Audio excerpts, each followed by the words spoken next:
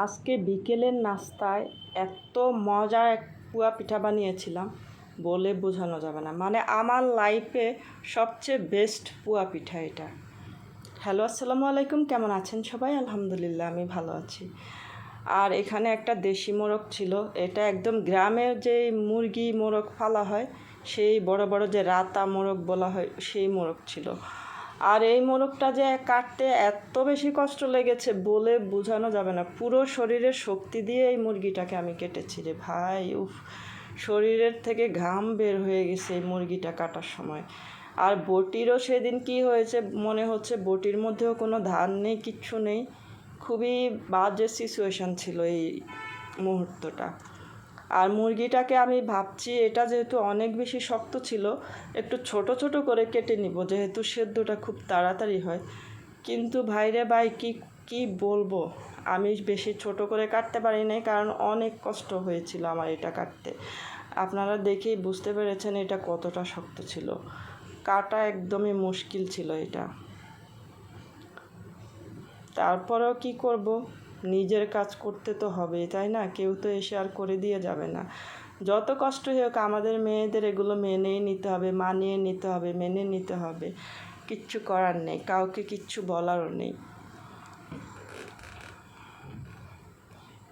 খেতে হলে করতে হবে। তারপরে এই তো আস্তে আস্তে করে নিচ্ছিলাম। আর এটা কিন্তু আজকে আমি প্রেশার কুকারে রান্না করব। এটা যদি আমি কষায়ে নর্মালভাবে রান্না করতে যাই তাহলে কিন্তু আমার অনেক বেশি টাইম লাগবে এটা রান্না করতে। যেহেতু শুক্রবার ছিল, সেই হিসেবে ভাবলাম যে এটা যত দ্রুত করা যায়। প্রেশার কুকারের মাংস যদিও আমার বাসায় তেমন কেউ পছন্দ করে না, তারপরে কিচ্ছু করার নেই, এটা আমি প্রেশার কুকারে দিয়ে রান্না করব। অবশেষে উদ্ধার হইলাম আমি। এই তো কেটে কুটে সব কিছু ক্লিন করে পানি ঝরিয়ে রেখে দিলাম। এরপরে প্রেশার কুকারটা চুলায় বসিয়ে দিলাম। আর এই পাকে এই যে মশলাগুলোকে আজকে এইভাবে রান্না করব আমি। সব মশলাগুলোকে আগে থেকে পানি দিয়ে মিক্সড করে রেখে দিচ্ছি। এভাবে রান্না করলে কিন্তু একদম অথেন্টিক একটা সুন্দর বাটা মশলার ফ্লেভার পাবেন আপনি রান্না থেকে। আর মাংসটা যখন রান্না করব তখন কিন্তু পুরো গ্রানে পুরো বাসা মো মো করবে, এমন অবস্থা হবে। তারপরে প্রেশার কুকারে অনেকে কিন্তু হাতে মেখে একসাথে বসিয়ে দেয়, আমার কাছে কিন্তু ওইটা বেশি ভালো লাগে না। আমার কাছে মশলাটা কষিয়ে, মাংসটাকে হাফ কষিয়ে তারপরে ঢাকনাটা লক করে দিব। এভাবে করলে আমার কাছে ভালো লাগে খেতে।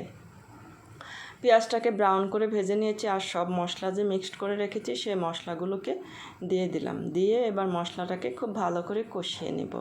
কাঁচামরিচও দিয়ে দিলাম। তারপরে এই তো মুরগিটাকেও দিয়ে দিলাম। এবার একটু কষিয়ে নেব, কষিয়ে ঢাকনাটা লক করে দিব। ঢাকনাটা লক করে বসিয়ে দিলাম। আর এটাই তো দুপুরের আজকের রান্না ছিল এটা। তারপরে বিকেলে আবার একটু সেই বিখ্যাত পুয়া পিঠা বানাবো। ভাইরে ভাই, কি বলবো, এই পুয়া পিঠার ডোটা আমি কিভাবে করেছি এটা রেসিপিটা অন্যদিন শেয়ার করব। আজকে বলি একটু, এটার মধ্যে আমার চালের গুঁড়া ছিল, তারপরে হচ্ছে ডিম দিয়েছি, গরম পানি দিয়েছি, চিনি, স্বাদ মতো লবণ দিয়েছি, দিয়ে ডোটাকে একটু ঘন করে তারপরে এই তো তেলের মধ্যে পুয়া পিঠা ভাজতেছি। আর এই পিঠাটা না এত বেশি সফট হয়েছিল আর এত বেশি টেস্ট বলে বোঝানো যাবে না। মানে আমি নিজেই অবাক হয়ে গেছি যে আমার হাতে এত সুন্দর পুয়া পিঠা হয়েছে, বিশ্বাস করেন গাইজ। আর এটা এত বেশি মজার ছিল, ভিডিওটা যখন এডিটিং করতেছি তখন আবার খেতে ইচ্ছে করেছিল, যে এত মজা করে পুয়া পিঠা। মানে আমার লাইফে আমি আর কখনো এইরকম পুয়া পিঠা বানাই নাই আর কি। এটাই আমার লাইফের শ্রেষ্ঠ পুয়া পিঠা আমি নিজের হাতে বানিয়েছি আর কি। এমনি পুয়া পিঠা মায়ের হাতের অসম্ভব মজার পিঠা তো খেয়েছি, সেটা আলাদা কথা, বাট অন্যান্য জায়গায় খেয়েছি, বাট নিজের হাতের এত টেস্টি পিঠা আর খাইনি। যেমন দেখতে ছিল তেমন খেতে, অসম্ভব মজার ছিল এটা। আমি যেভাবে বলেছি আপনারা এইভাবে যদি একটা রেসিপি করে বানিয়ে ফেলেন না, খেলে আপনারা বুঝতে পারবেন যে এটা আসলেই অনেক মজার ছিল। তারপরে এই তো পুয়া পিঠা তো আর বেশি করে দেওয়া যায় না, তেলের মধ্যে একটা একটা করে ভাজতে হয়। এরপরে আমি সবগুলোকে ভেজে নিলাম, অল্প করে বানিয়েছি যেহেতু আমরা মানুষ কিন্তু কম, 3 জন মানুষের জন্য। তারপরে এই তো দেখেন এটা তো, ওকে, আল্লাহ হাফিজ।